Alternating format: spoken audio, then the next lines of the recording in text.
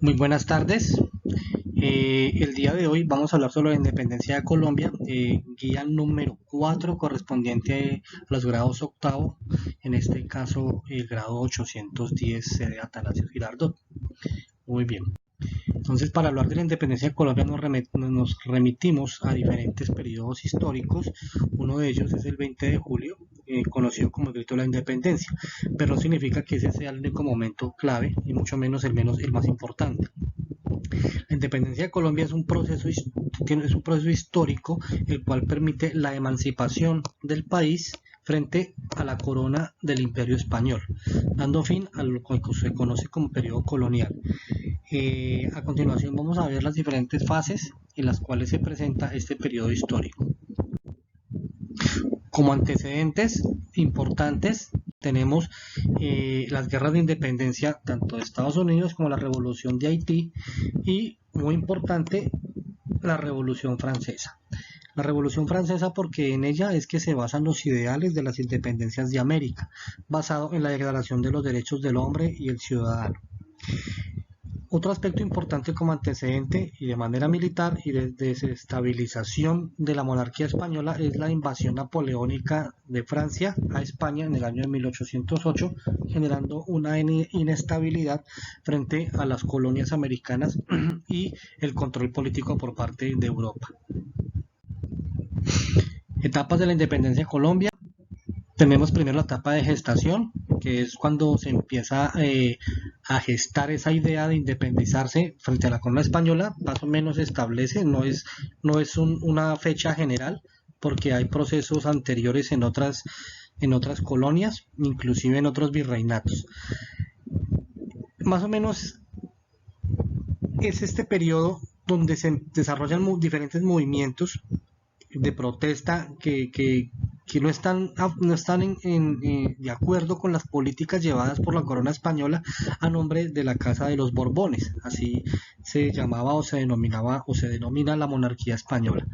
Entonces, una serie de reformas, una serie de posturas políticas frente al manejo de las colonias americanas desató estos movimientos que tenían una inconformidad bastante clara frente al manejo de la corona en América y especialmente con aquellos que se consideraban o se conocían como criollos, que eran blancos descendientes de españoles pero nacidos en América.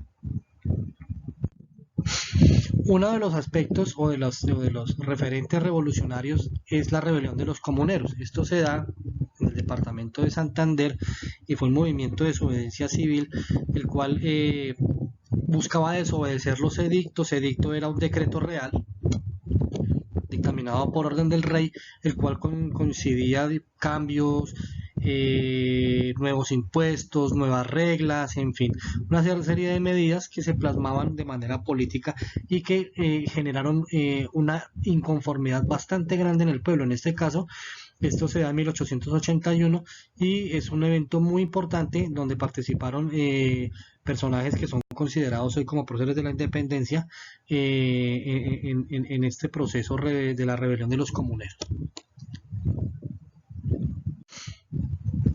Otro aspecto es el memorial de agravios, aunque desarrollado por Camilo Torres, uno de los intelectuales de la época, muestra ante las autoridades españolas cómo no están de acuerdo con tantos cambios y las políticas manejadas desde España sobre los criollos americanos o los españoles americanos.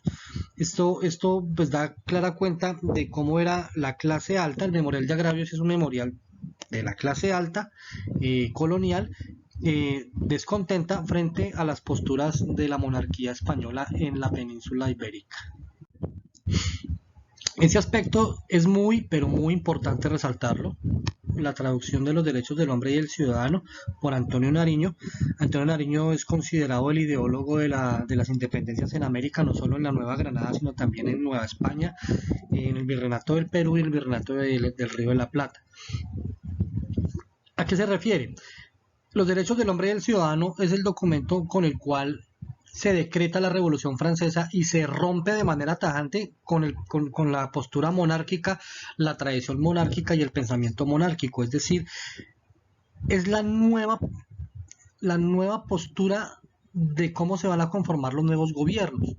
Entonces, para los españoles, el haberlo traducido y el haberlo propagado, Nariño lo propagó a través de un periódico que él tenía llamado La Bagatela, y al haberlo propagado para los españoles, pues fue un documento subversivo, incendiario, que incitaba a la rebelión y a la revolución frente a la corona española. El documento como tal fue sacado de circulación y Nariño fue enjuiciado por hacer este hecho revolucionario.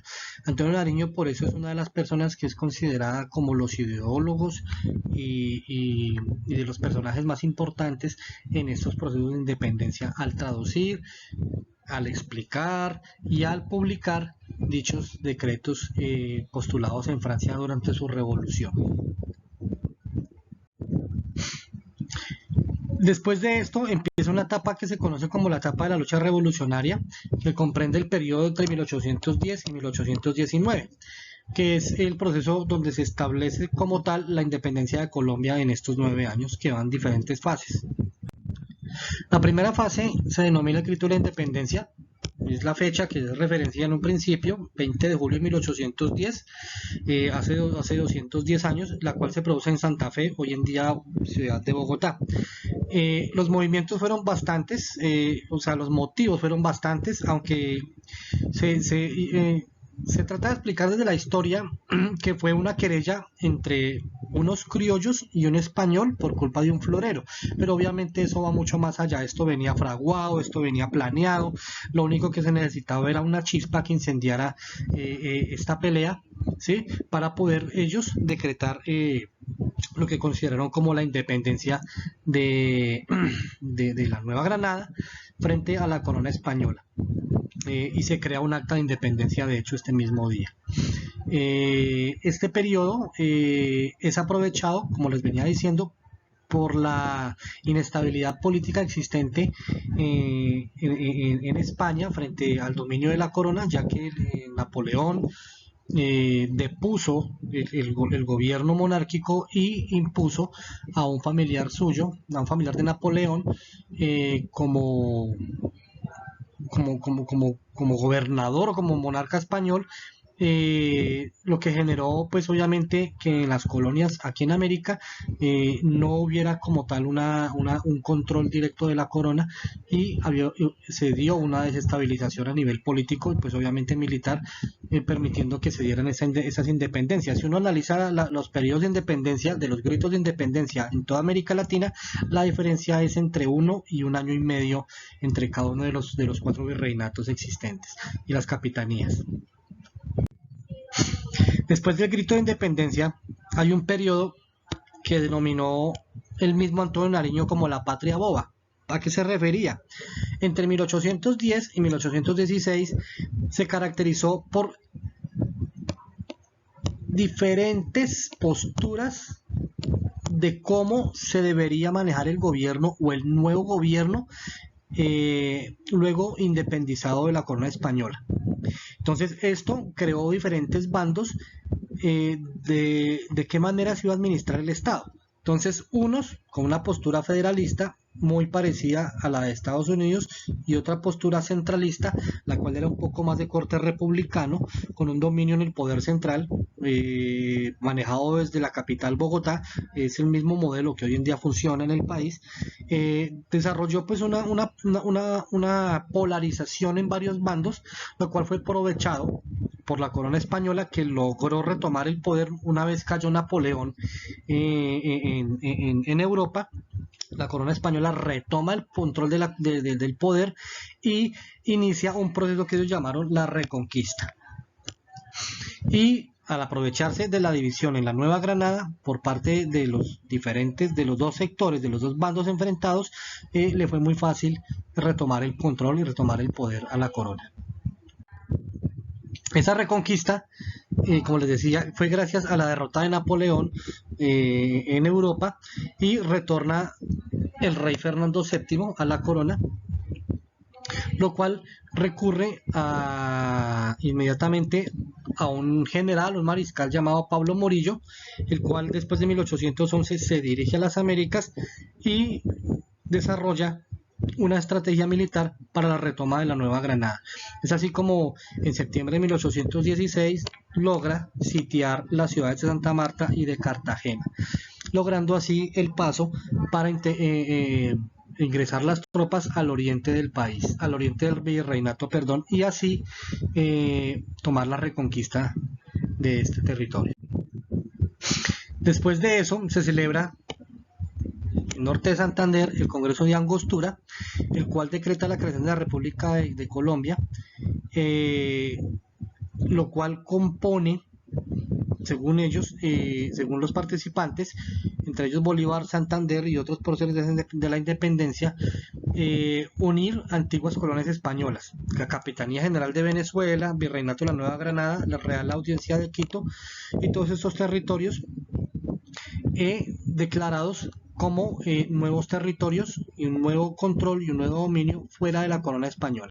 Esto genera lo que a su vez lleva a la campaña libertadora. Ese era el objetivo, llegar y conformar un país unificado en estos diferentes territorios como eran Venezuela, Ecuador y Colombia. Entonces la campaña libertadora de la Nueva Granada es emprendida principalmente por el general Simón Bolívar a finales de 1819,